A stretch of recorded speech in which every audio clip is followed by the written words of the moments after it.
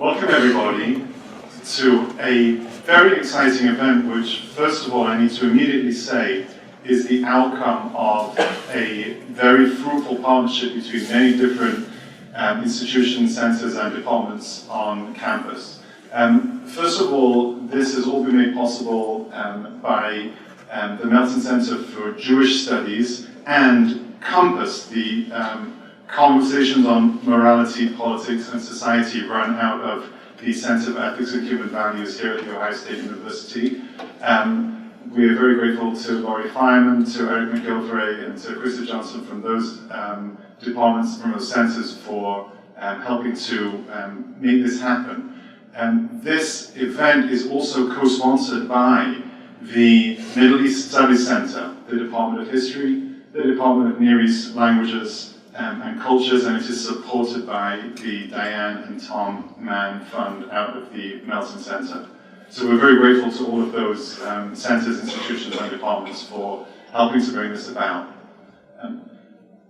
Israel is a country less than 1/5 the size of the state of Ohio, but it has over 8 million citizens. And that body of more than 8 million citizens is divided in many different ways among many different groups.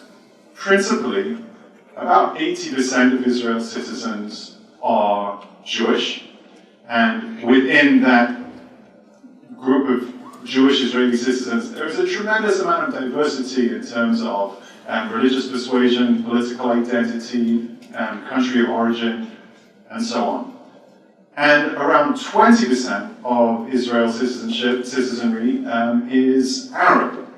And again, within the Arab population of Israeli citizens, there is a tremendous tremendous diversity in terms of religious identity, political persuasion. Most of Israel's Arab citizens are Palestinian by nationality. And within this diverse society, there are many tensions and many points of conflict, but there are also points of great optimism and hope, one of which is represented by our speakers today. Our speakers are Yaniv, Sagee, and Mohammad Darawshe, both of whom come from Givat Haviva, which is an institution which houses the Center for a Shared Society in Israel, which aims to build an inclusive, sustainable, thriving Israeli democracy based on mutual responsibility and civic equality.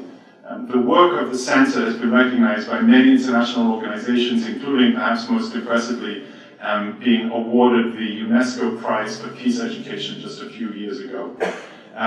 I am going to do you all a favor by cutting this introduction as short as I possibly can, just to give you the maximum amount of time to hear from our speakers. They will speak for around 40 minutes, leaving at least half an hour for questions from all of you, which will be facilitated by Professor Naomi Brenner of the Department for Near East Languages and Cultures. And without further ado, let me first of all turn over to Mohammad Darawshe.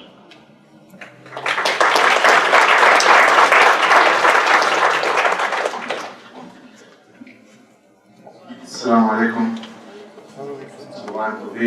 Good afternoon. I'll start with talking to you in 3 languages, and these are my 3 mother languages. Arabic, Hebrew, and English by now. And so when we talk about shared society, I want to start by putting out the question of what skills do you have to live in a shared society? Individual skills, and then we need to move to talk about collective skills to live in a shared society. It's not enough to have the intention. It's not enough to believe in ideology. The question is, how do you make it work? And this is what we're going to talk about. So we're not going to talk much ideology. We're going to talk practical. The title of the event today is a roadmap for shared society, not a vision for shared society. There's a difference between a vision and a roadmap. When a roadmap is supposed to teach us exactly how to do it.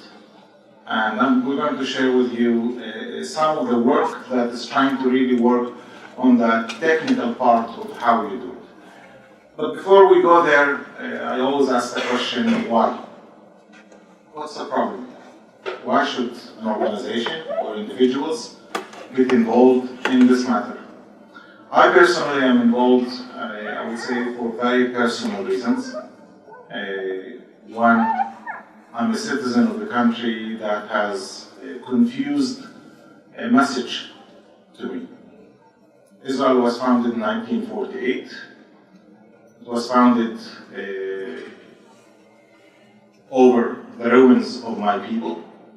It was founded and it was rejected by my grandfather's generation, who tried to do everything to prevent its creation and lost the war.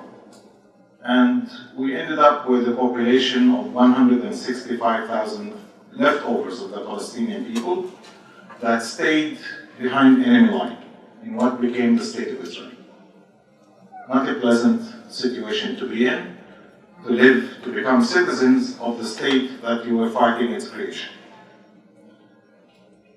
And the state said to us two confused messages, as I said.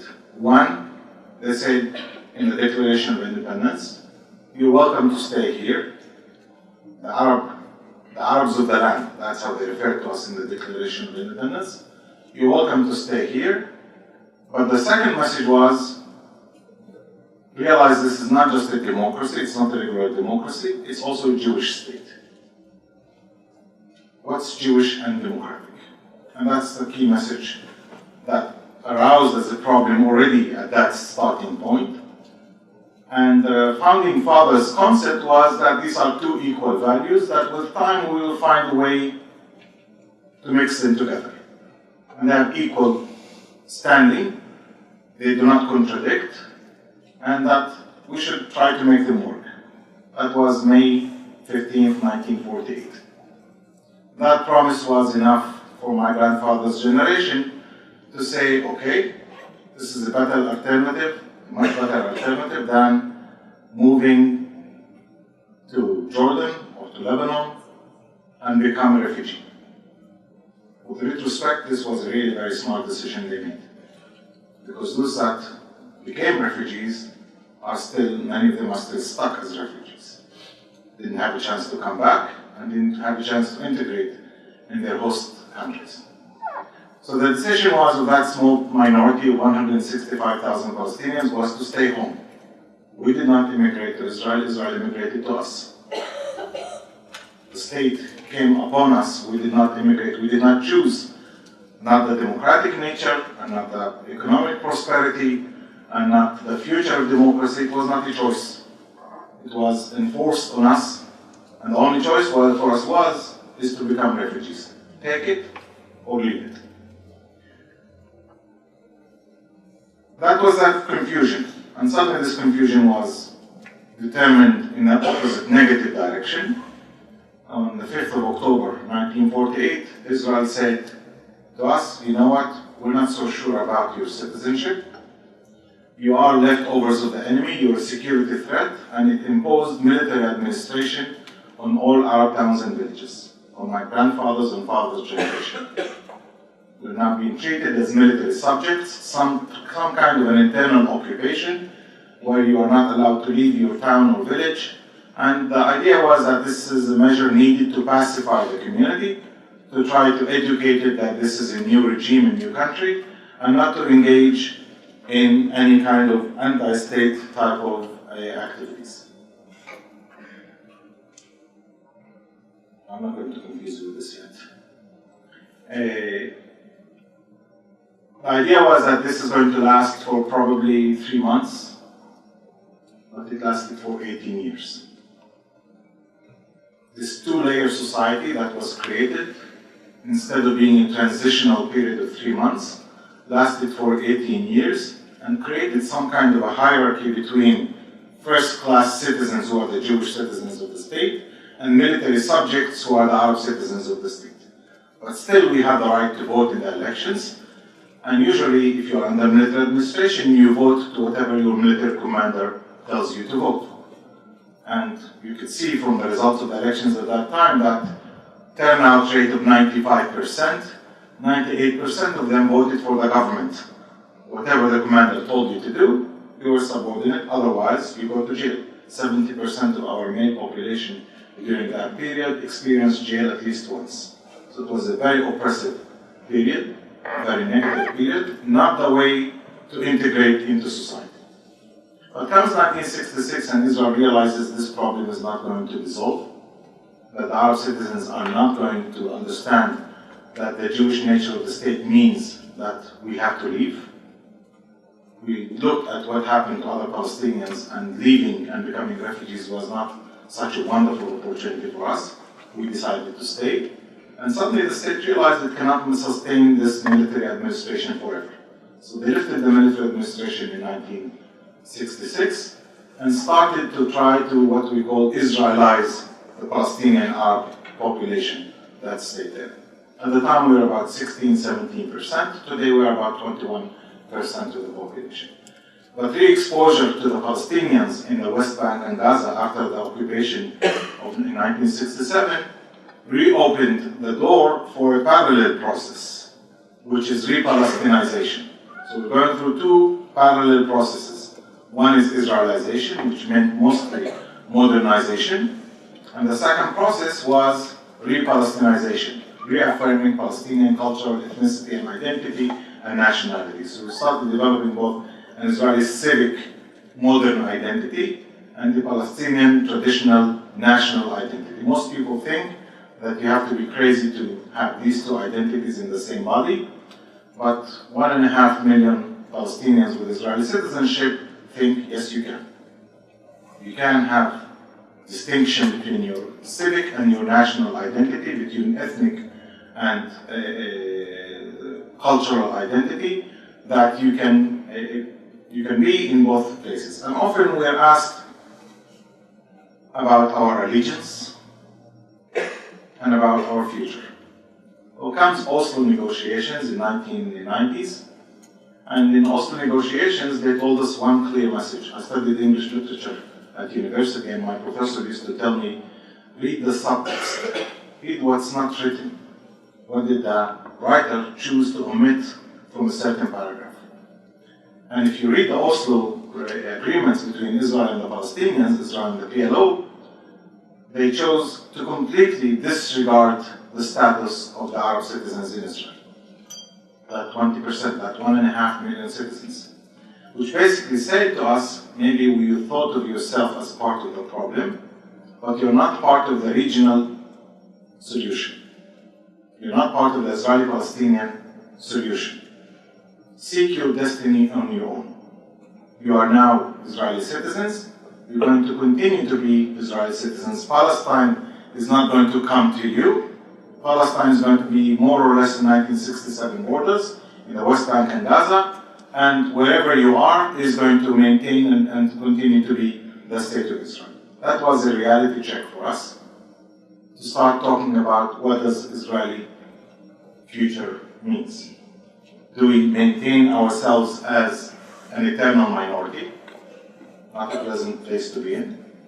And then, what is the Israeli space that can be an inclusive space and not an exclusive space? Because when the state defines itself as a Jewish state, I'm out of it. I'm not Jewish. I have nothing against Judaism, but it's not me. I'm happy with who I am. But when the national flag is a Jewish religious symbol, and the national anthem speaks about the Jewish soul, none of them talk to me. They're not neutral, they're not inclusive, they're exclusive.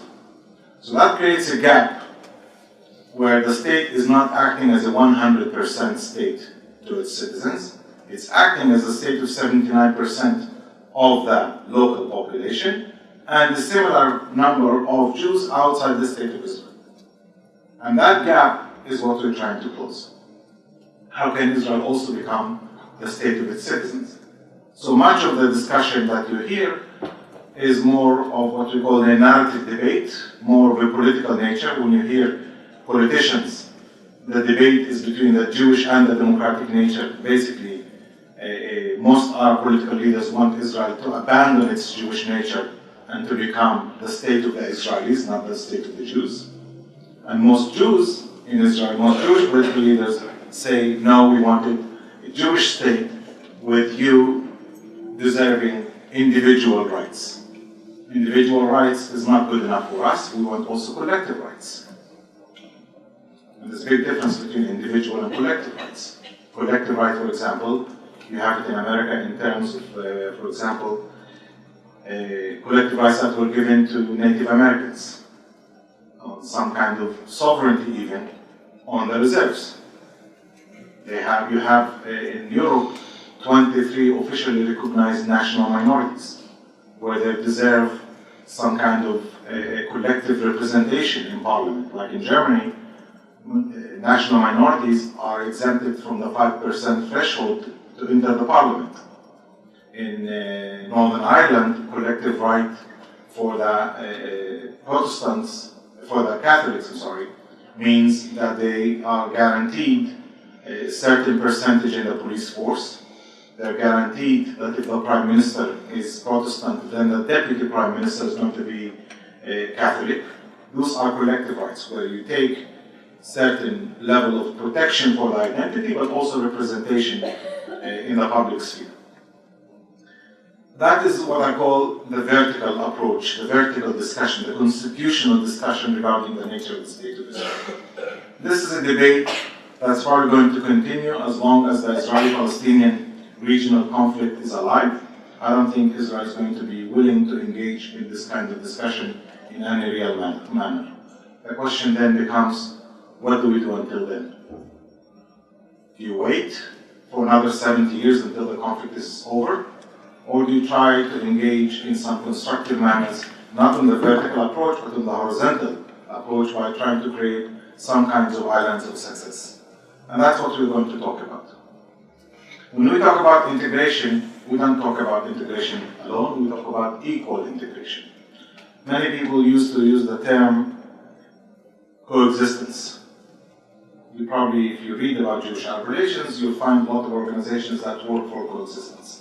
That's a word we do not use, that's a term we do not use, because we think it's short of the goal.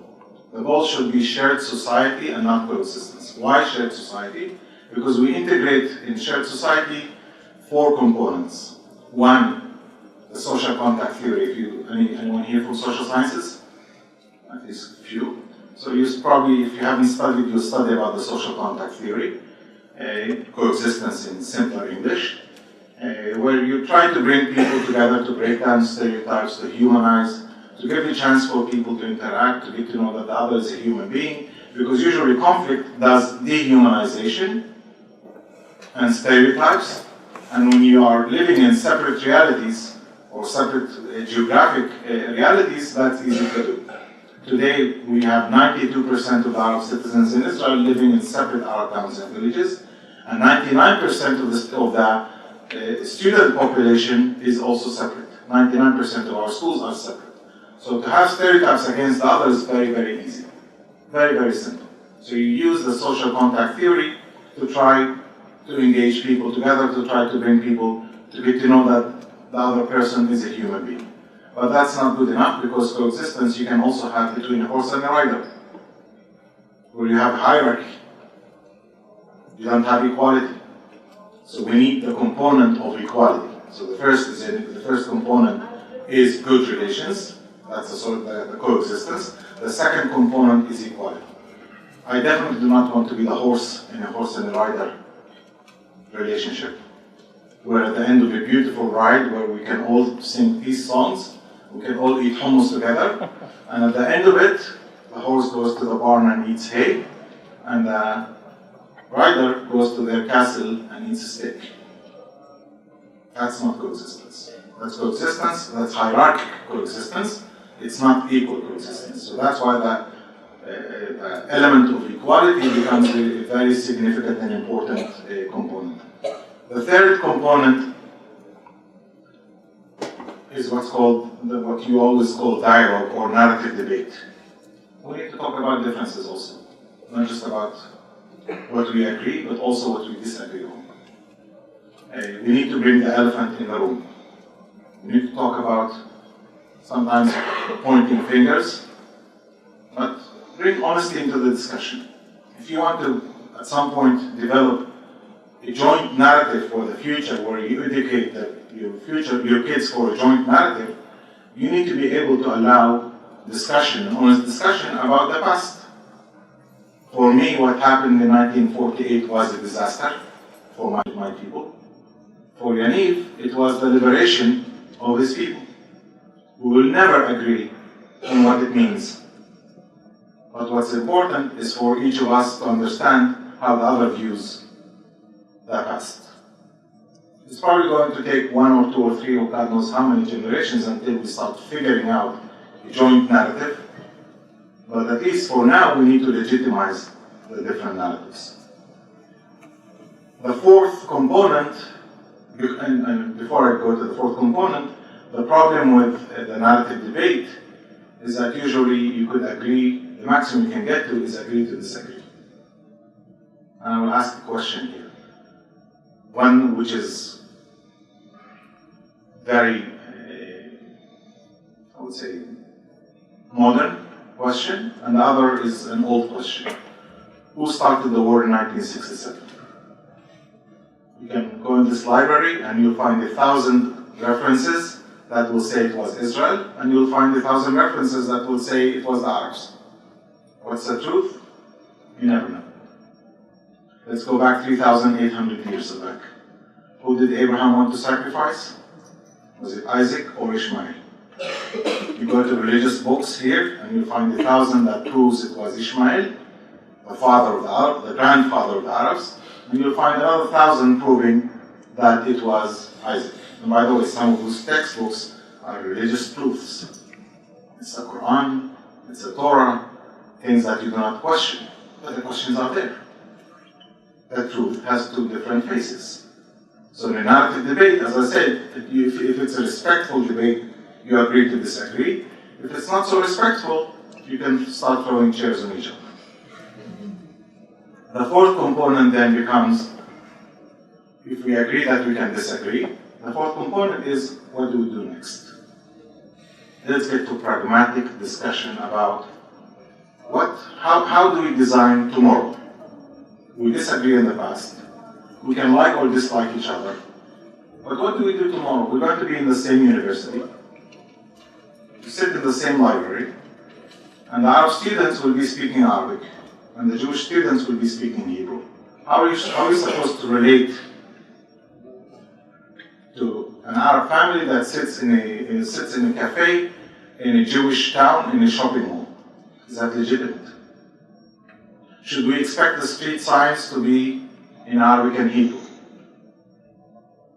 Should we expect the workplace to accept people based on their capacity, individual capacity, or should we go for that quota system? In America, you had, in the 60s, you had the affirmative action.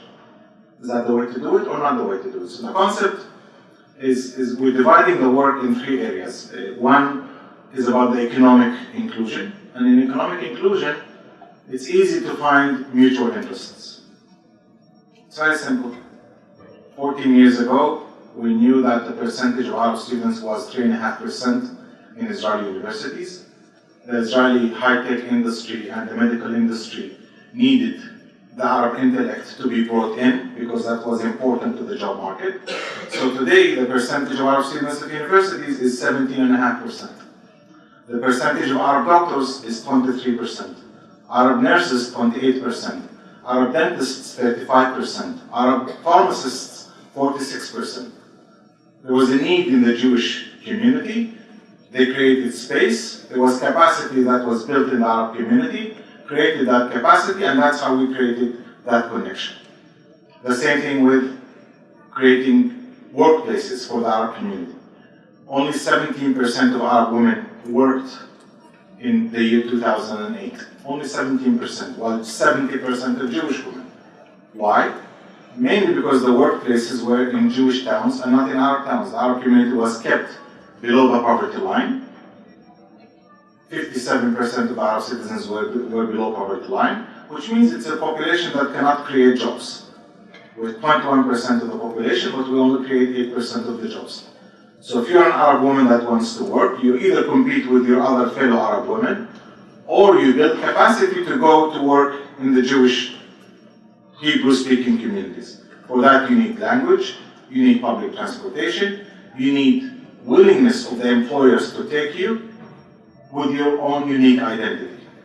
And unique identity is not just how you define yourself. Unique identity means that there are certain days that you take time off because you have a Muslim holiday. It means that during the month of Ramadan, you are fasting and you want to take your lunch break after work and not during work. So you work for 7 hours and not 8 hours. That's, you want the employer to adapt their workplace to be able to include people of different cultural identity. And that's if you have the intention of economic integration. So we're going through a relatively very successful economic integration over the last few years, but at the same time we're going through very severe social hesitation. Yaniv is going to focus more about this. As I said, we're still separate in geographic reality. We're also separate in educational reality. And the question is, can we create joint educational institutions? So until 20 years ago, there was an organization called Hand in Hand, managed to create 6 integrated mixed Jewish and Arab schools until today, but there are only 6 out of 6,000. The question is, what do you do with the remaining 5,994? So the model that we created was, in America you did the busing in the 60s. Today, to try to do busing in Israel, they think you're crazy, and you're limited to 6 out of 6,000. And potentially, we can grow with 1 more school every 3 to 5 years. But that means that we will solve the problem in the 6,000 years down the road. If that's the case, or even more, about 18,000 years down the road, you do the math. So the alternative project that we did was, if we can't bus children, let's bus teachers. Let's try to bring Jewish teachers to teach in Arab schools and to bring Arab teachers to teach in Jewish schools. And the results are fantastic in a way that they reduce racism rate from somewhere average of about 60% racism rate among high school kids to much below 10% after 2 years. Why? Because we humanize the other. The other does not just stay as a political or security case. No one likes someone that they disagree with politically or they're afraid of from a security point of view. People do not want to socialize with others that have some kind of security concern or fear from them. You create distance, and then you try to justify that distance by racist perspectives. That's the way we do it. The political aspect is rather difficult, and I must say it here in the sharpest words. The current Israeli government is probably the worst government that we've ever had, in a way that it's leading legislation that is working against the process of equal integration. It is trying to shift the balance between the equal balance between Jewish and democratic, which every time there was contradiction between Jewish and democratic and we went to the Supreme Court, the democratic value was more important than the Jewish value. And this government is trying to make that shift, that every time there's contradiction, then the Jewish value is more important than the democratic value. And this exemplifies itself in a series of almost 29 laws, 29 legislations that have been passed in the last 9 years, since 2009. Laws that can be seen as anti-Arab and anti-democratic in their nature. And this means that our political reality is being reduced. I talked a little bit about these things, I don't want to go into detail, but how do we justify what we're talking about? As I said, Israel's founding fathers' vision was of equal democratic integration. It's in the Declaration of Independence. It's the promise. That's the promise of the founding fathers. Keep the promise. My grandfather's promise was stay because you are promised to have 3 things: social, economic, and political equality. And when I say economic and social, that's maybe easy to understand, but what's political equality? Is political equality as it is today, meaning that we have the right to vote to the Knesset, to the parliament? Or is political equality having the right to also participate in the executive power? Until now, not a single Arab political party has been invited to join a coalition in Israel. So we're allowed to have representation in parliament, express our anger and frustration, but not allowed to translate our political power with executive capacity where we can become ministers and decide on budgets and matters like that. The second matter is the democratic values, and why we need to succeed. Because if we do not succeed in fulfilling the democratic nature of the state, then that's a state I do not want it to exist. I don't think a country that was founded on democratic nature should exist if it gives up its democratic nature. And I think that in this case, there's more of a Jewish interest to have this work than an Arab interest to have this work. Because only democratic nature of the state can allow this multiculturalism to exist. If it's not democratic, if it is leading towards institutional hierarchy between people, then it's something that will border racist regimes that should not exist. And if Israel wants to survive, it has to fulfill its own democratic nature. The third is economic benefits. I don't want to go too much in detail, but I will give you an example. In 2008, I initiated a program called Givat Haviva, Life Partners, which is a project that tries to encourage more Arab women to go into the labor market. And the idea was very simple: give them the Hebrew language training, basic office applications to be able to use a computer, and some soft skills, how to talk to their husbands, to their mother-in-law, to negotiate going to work. The project became so successful that until in the last 9 years, the percentage of Arab women increased in the labor market from 17% to about 36% today. That's 43,000 Arab women that new women that entered the labor market. Why is this? What's the benefit in that? Simple benefit for the state. It means that those women are not welfare recipients, they're taxpayers. And when you have more taxpayers, it means every citizen benefits from that. It's that simple. For the Arab families, it's usually second income in the household, and that guarantees that that family is going to be above the poverty line. There's a mutual interest into this matter. The last point I want to make is about the diplomatic and regional value. Israel was founded, I think I talked for longer than I should, right? Israel was founded with the principle that it wants to live in peace with its neighboring Arab countries. And if it cannot prove that it can do that in base one, in home base, in square one, as they say, then it has no chance to integrate in the Middle East. This is the chance for Israel to prove that the intention of the Jewish people was to come and live in peace and harmony with the Arab world through creating an example that works in home base, inside the state of Israel. So it's not just good for the Arabs to work towards equality and integration.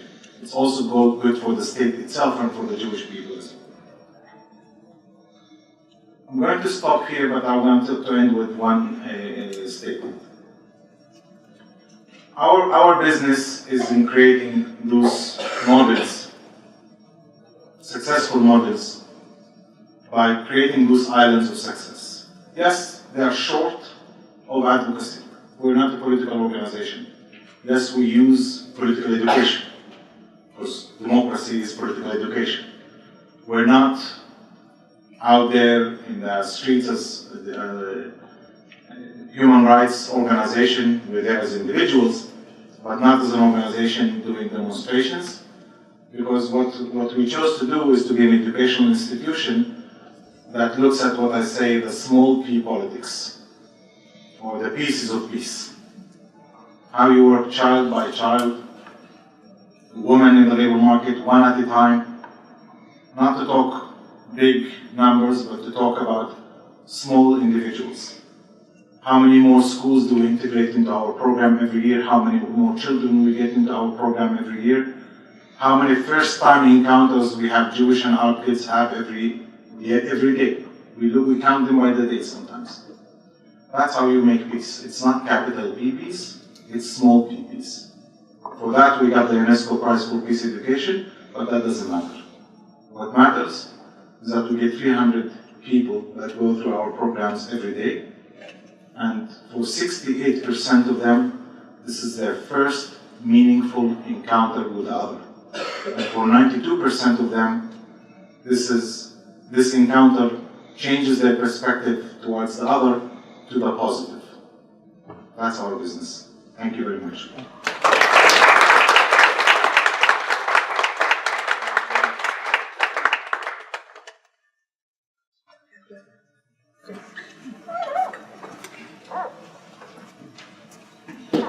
Good afternoon. Yep.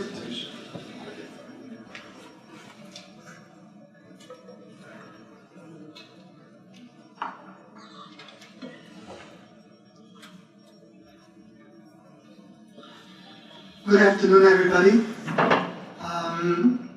Mohammad went towards me, he said, I'm sorry that I took some of your time. So now the question is, am I going to take some of your time? Hopefully I won't.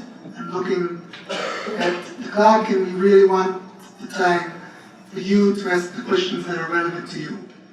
Because we view what we do as not only relevant to Israel, but also as relevant to today's world outside of Israel. Mohammed started in 1948 with his family. I will do the same. And the reason that I'm doing the same is that I think it is so important for you to understand two things. One, where is the origin of the motivation of the two nations to find solution to our conflicts? And two, since you're speaking with individuals, where is the base for the motivation for change in our work? Or in more simple words, what does an individual do in order to create change in a world of conflict, which is also something that will probably be reflected in your own life. In 1948, a 10-year-old boy, who was my father, entered Israel. It was in July of 1948. It was 3 months after the declaration of the State of Israel, and it was only then that finally, for the first time after he was only 3 years old, he found a home and liberated himself. During the years before, he had lost his home, he had lost his father, he had lost most of his family during the Holocaust, where he was part of a concentration camp. He came to Israel with his mother only, and he said his mother, although I'm only 10, I'm demanding that you will send me to a new kibbutz, that I can start a new life. And that was his way to start being a human being in a home for the first time after so many years. When I was 15, I think the most important day for me was when he decided to take me one day to the ruined village of El Kafren, which is a Palestinian village that was located about 1.5 miles away from my kibbutz, my current kibbutz, the kibbutz that I was born and raised into. When you go to Kafren today, you will not know that ever someone lived there. There are some ruins, but you will not know that they exist. You might have asked yourself, how come there's a spring all of a sudden in a no man's land? there used to be a Palestinian village in that place. And when I was 15, my father, a Holocaust survivor, took me to that village. And he said, you see this place? People used to live here. They were the neighbors of our kibbutz. They're not here anymore. And they're not here anymore because we as a country needed or decided to throw them away from here to regain our own liberty. And then came the message for me, which became the story of my life. He said, I want you, son, to remember, always, you cannot solve one's people problem by causing a new problem to someone else. If you are discriminated, you will never liberate yourself by discriminating someone else. And until the people that used to have their home here regain their home and regain their liberty, we will never have freedom and real liberty to us. Now this was a Zionist talking to me, and I'm a Zionist today. He did not see Zionism as racism. He saw Zionism as the creation of the homeland of the Jewish people, who without a home would not exist as people.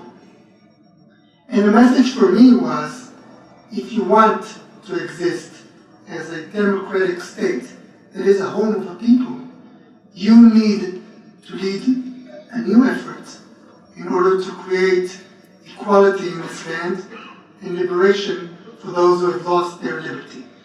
And this is why I am in this business of Givat Haviva. We are working hard day by day to create peace, to create equality, and to take this Israel, who is the home for the 80%, and create it a home for the 100% of its citizens. How do we do it, and what's the problem? Part of the problem you heard from Mohammad. I will make it really simple. When you look at Israel today, we are separated, we are segregated, we are living in a country where there are people that are more privileged and people that are underprivileged, and all this is based on nationality. We are living in a country that defines itself the only democracy in the Middle East, and we're by the day ruining our own democracy. How can it really be a democracy if it's not based on equality? And we are trying to educate the next generation to go in the footsteps of liberation in a situation where by the day they are becoming more and more racist because of legislation and because of the situation. When they are afraid of the other, when they're afraid of terror, when they're afraid of hurting each other, both sides seeing the other side as a threatening enemy. So what do we do about it? First thing we needed to do is define the mission. And after years, after 50 years of defining the mission as coexistence, we changed the definition. What was so wrong in coexistence? Mind the word, coexist. When we were all about coexistence, all we did is try to have good relations between those who exist in the separate towns, in separate villages, and go to school in different schools. Well, as you heard from Mohammad, you cannot create coexistence between the unequal people. There came a moment where the Arab society in Israel said, sorry, we don't care about coexistence. It's not in our interest, and it's not in our intention, because it doesn't lead us anywhere, and because it maintains the inequality. So coexistence failed as a solution to our problem.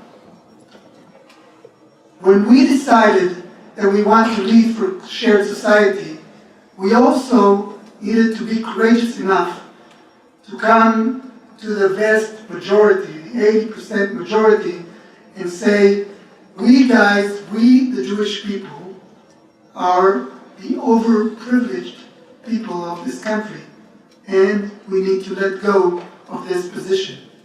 We need to change. If we want Israel to prevail as a state, as a democracy, we do not need and we cannot continue to be in power of others who are discriminated. If we want our children not to be racist, we need to change. And that is a message that is not popular in Israel. I am criticized again and again by political people and by many people for being in a position that is endangering Israel. But Givat Haviva understands that this is the only future for Israel. I see myself as an Israeli Zionist patriot, nothing less than this. And I see Givat Haviva as the solution for the state of Israel. Now, how do we do it? I have here a whole presentation, which I'm not going to show you because of the time now, but I want to show you the holistic approach in just one slide. We needed to develop a holistic approach where we could do the following. At the same time, we needed to lay the ground for the next generation to have a very different attitude towards the other. And this is education for a shared society. In Israel, 90% of the kids of our country would go K through 12 and would not meet even once the other in a serious meeting. I'm not speaking about meeting someone in the mall or happening to be on the same bus or train. I'm speaking about a face-to-face, person-to-person encounter or shared learning. So we developed the only educational process in Israel for education for a shared society, starting in kindergarten, through elementary school, through the middle school, and finishing in high school, a whole set of 8 different programs that connect between encounters to shared learning, between formal education to informal education, between education for everybody to leadership programming. And those who are coming from communities that have the Givat Haviva Education for Shared Society are reaching out to a process where you are becoming a different human being for the future of our country. And speaking about communities that are part of our Shared Communities program, where we work with 200,000 people that are part of 12 different communities, that we bridge them to become connectors and partners between each other. This one is the one on top in red. Shared Communities Partnership is when we come to a neighboring communities that before we go in have nothing to do with each other, they're as if they're invisible, and we create programs in 3 different fields: municipal partnership, community partnership, and educational partnership.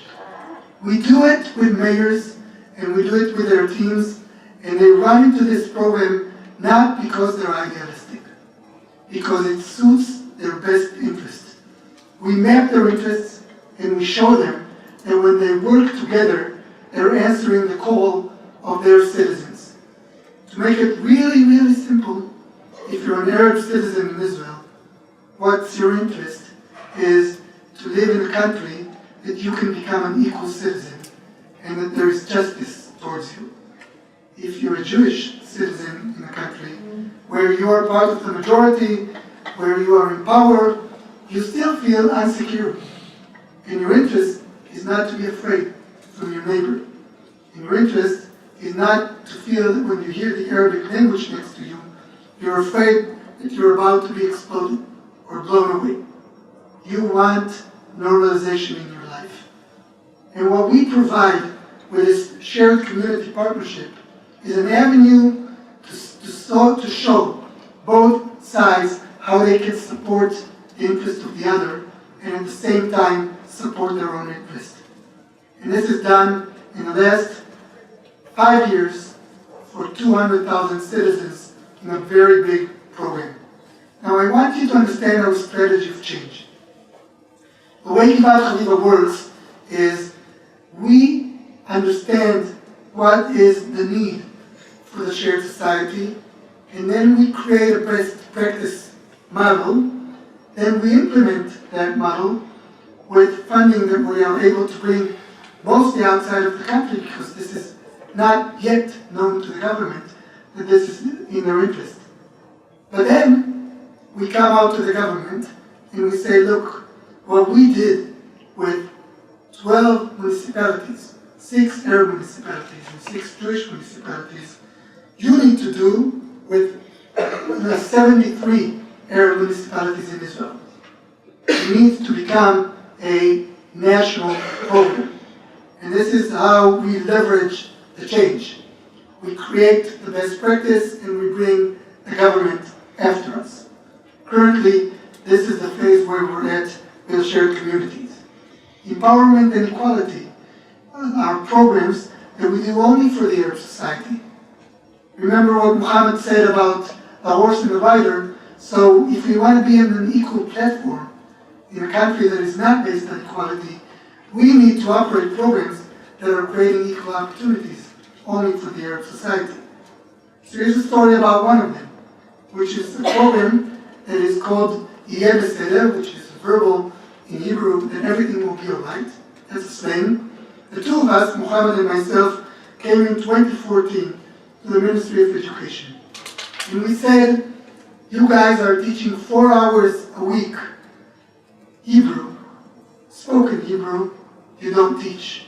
And the young Arabs growing up in Israel cannot communicate. They don't have social skills in order to communicate with the other 80%. They cannot go into the job market because they cannot serve clients, and they cannot go to the academy because it is so tough to learn in Hebrew when you don't master the language. You need to teach spoken Hebrew. And for that, we suggest that you bring Jewish teachers to the Arab schools. Remember, segregated schools. The answer was amazing. The Ministry of Education said the following. They said to us, you are hitting the nail right in the right place. You're correct. But A, we can't develop curriculum. It will take us years with all our bureaucracy. B, which became a bigger problem, we cannot bring teachers. We asked, why can't you bring teachers? And the answer was, we don't even have one Jewish teacher that will go to an Arab town or village. They will feel insecure, they do not want to go there, and we cannot push anyone to go there. And our answer was, say we develop the curriculum and we recruit the teachers and we will train the teachers, will you pay their salaries? And the answer was, okay, let's try. First year, we had 2,700 students. And we got the Ministry of Education really excited about the program. Currently, we're almost at 30,000 students with big money from the government. Remember, as Mohammed said before, this is the most hawkish, right-wing Israeli government. So this is the strategy. We create the best practice, we implement, and we bring the government. The same we do in education for a shared society, the same we do to empower the Arab society and to create partnership between the neighboring communities. So I didn't have the time to show you all the slides how we do it, because I want to secure the time for the questions. I want to say a final word. In the last several years, 2 parallel lines are happening in Israel.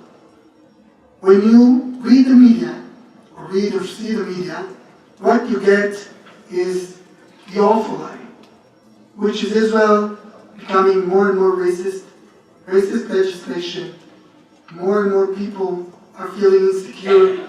People are losing hope. Democracy is in danger. By the way, take the word Israel, put your own country, maybe you'll see a bit of the reflection into your own life in all those fields. At the same time, because of the same reasons, the opposite is happening. The impact of this legislation and racism has led to a growing movement of the shared society in Israel. Givat Haviva itself had tripled its activities. We have tripled our volume in the last 3 to 4 years. It is amazing the support that we get. We have a waiting list of schools that are asking to come. And if you ask why, the mayors and the principals in the cities will tell you because we want to secure the souls of the next generation from racism. We want to secure democracy. It is open for change. The most difficult time is also the biggest opportunity for change. And this is the time for the individuals, this is the time for the civil society to come and act. This is what we do. Thank you.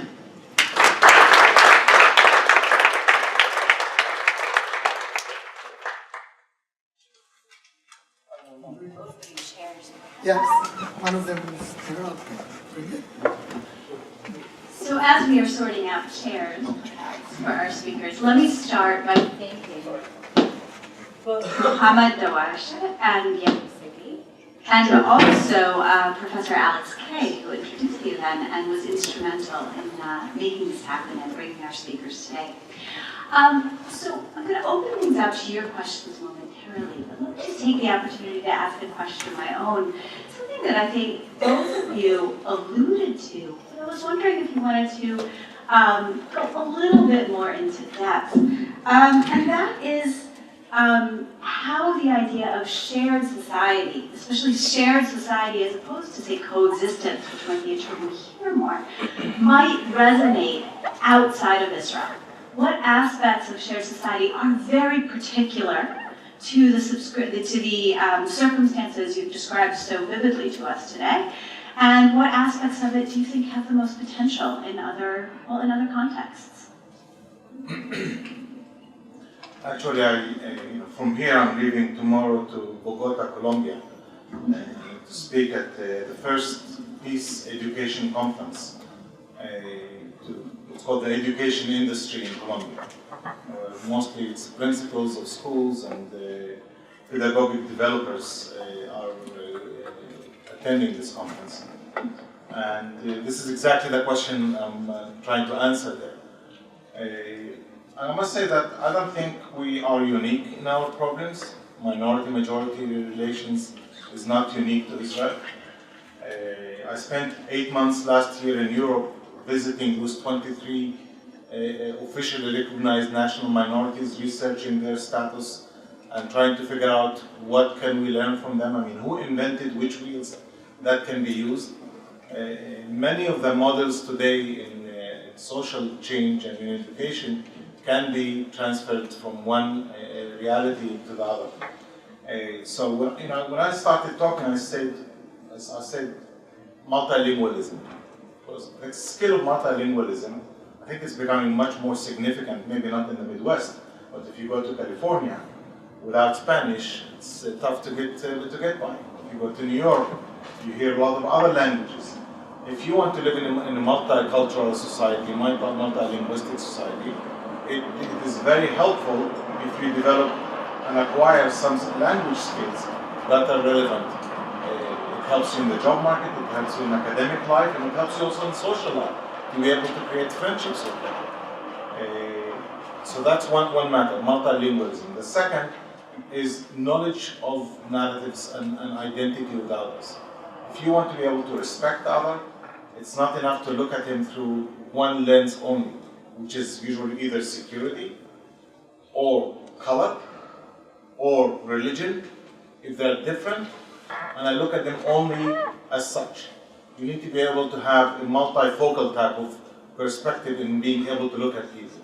And again, this is in this is not only relevant to Jewish and Arab citizens of Israel, this could be between people of different colors, different background. If someone is from America, if you're white or if you're black or if you are God knows what kind of religious identity, then people need to be able to see and understand that identity. Because sometimes some elements of one's identity can scare others, unless you get to know about it, unless you get to learn about it.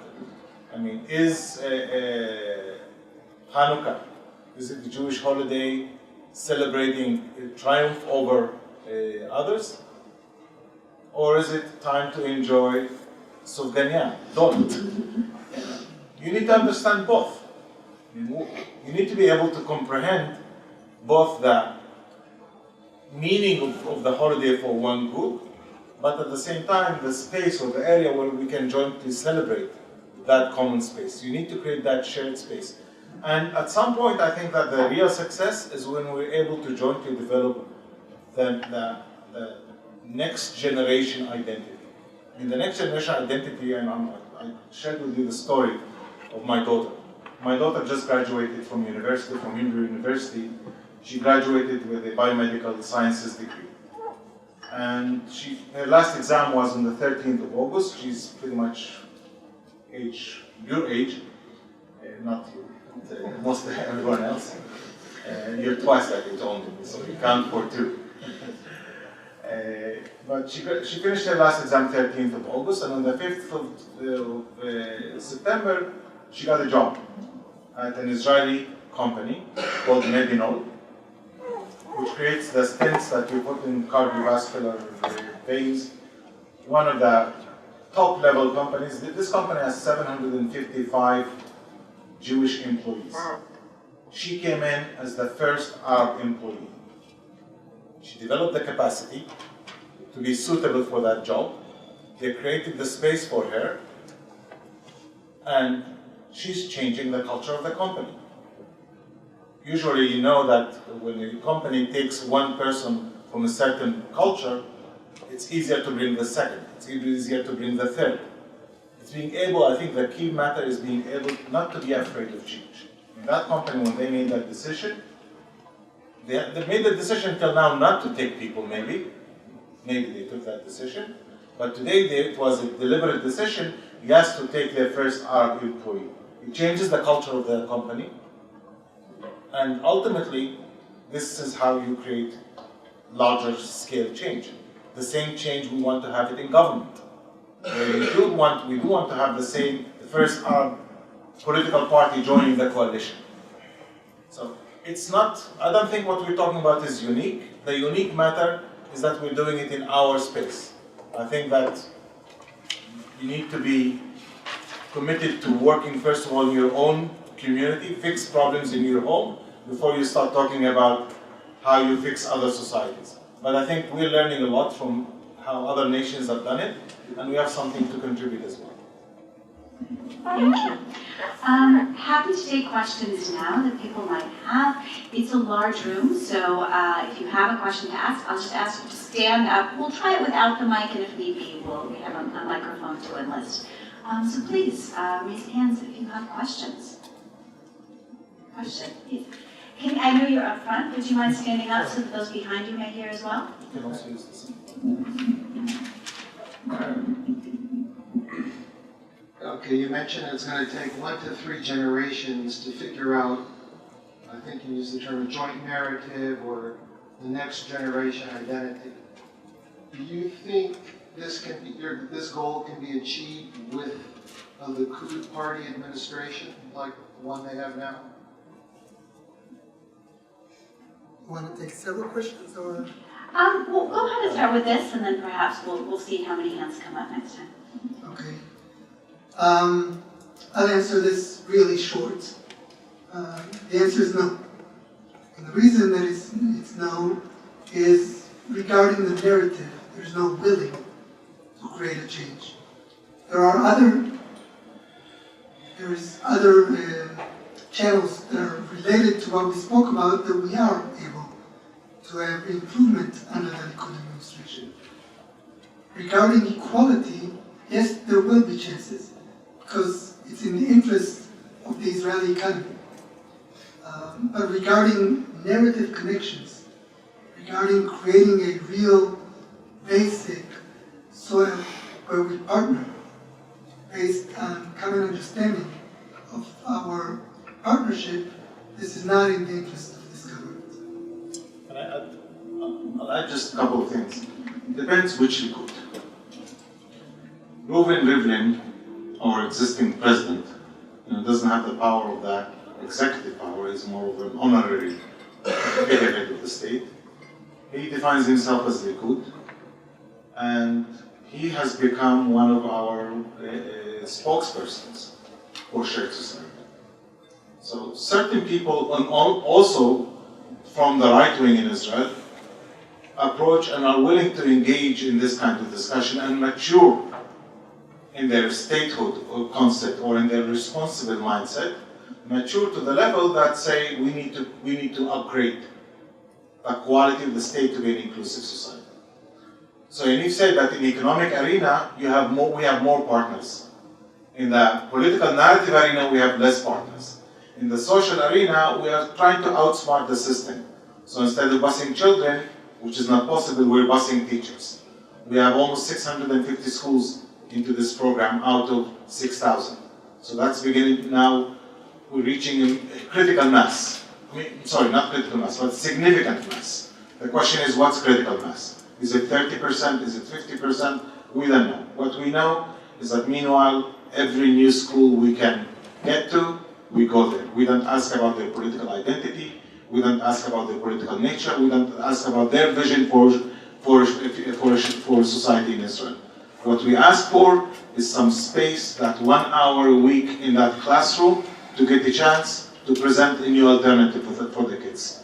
And what we know is that 2-3 years later, if you work with that kind of approach, kids, 68% change their perspective to the positive.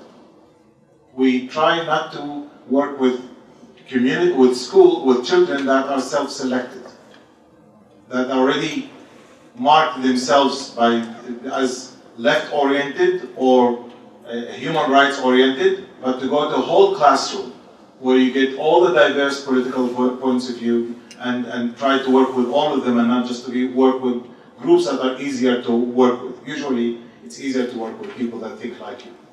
But if you want to be effective, you need to reach also those that have different perspectives. Okay, thank you. Other questions?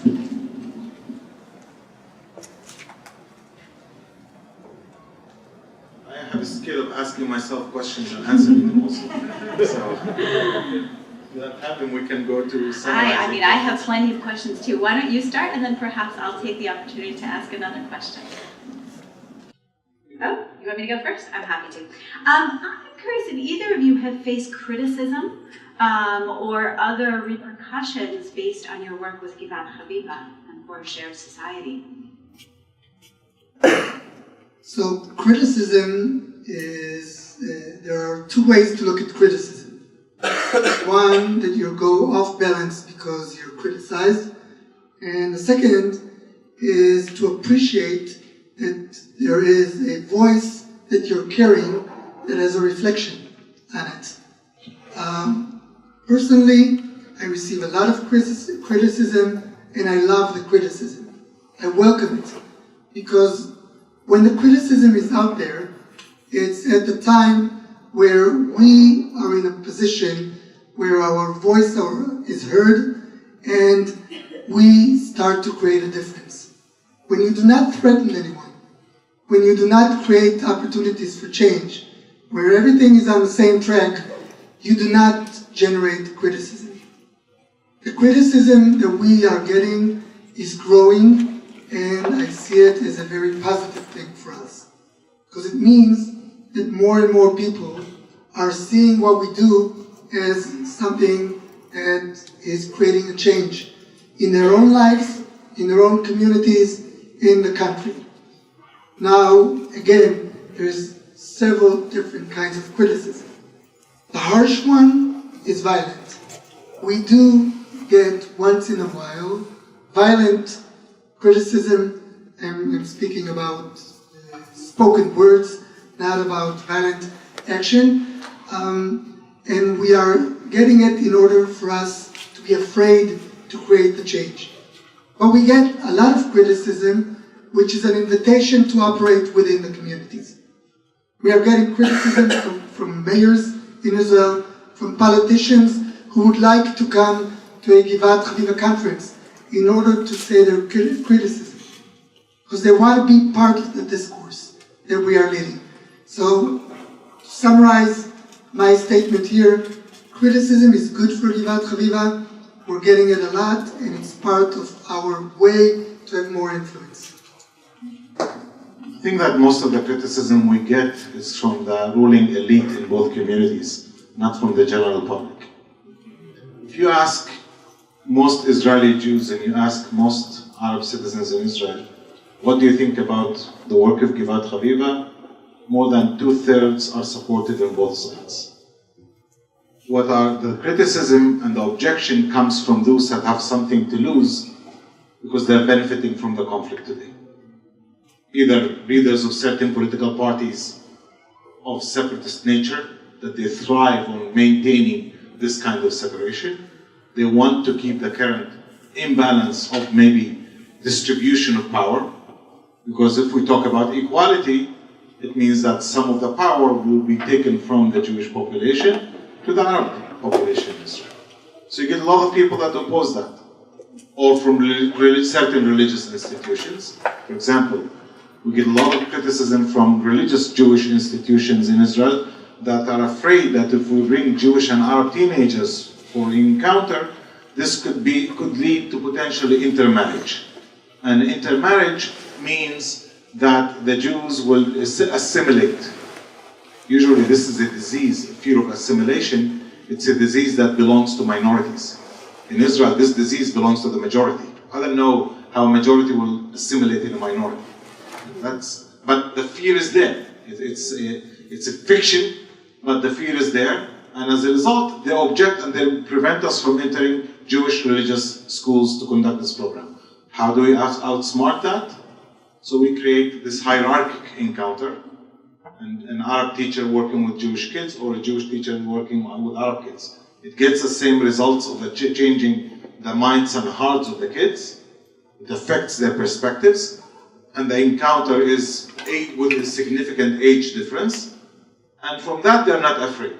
You go to other people, some people in the Arab community, they say an encounter is really not beneficial because all what it does, it helps the Jews go to sleep well that night. It clears their conscience that we allowed them a chance to come and meet with the Arab, pat them on the shoulder to say, oh, we really want peace, and then go back to the hierarchic reality. So what do? We do not contribute to real change on the ground. Those people are either impatient usually, or as I said, are benefiting from this kind of separation. Regarding personal criticism, I welcome it. I'm willing to challenge anyone intellectually about the success or failure of this theory. I know that in the last 8 to 9 years, I personally was responsible for creating tens of thousands of jobs for Arab women. I challenge any other political leader to come and say I was able to create 5 jobs. I know that in the last year we've been able to bring into the program of Yaniv 27,000 Arab kids. And parallel to that, 184,000 Jewish kids are meeting the other every day. 92% of those kids develop positive perspective about the other. We're doing it. We're occupying a new place despite criticism. Let them keep criticizing.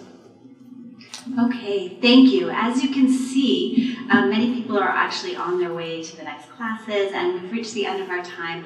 I see that there are some hands up, so perhaps if our speakers are willing, those of you who have questions may pose them briefly to the speakers afterwards. But let me take the opportunity to once again thank Yaniv Sagee and Mohammad Darawshe for joining us, for Professor Alex Kay for organizing this, and for you for joining us today.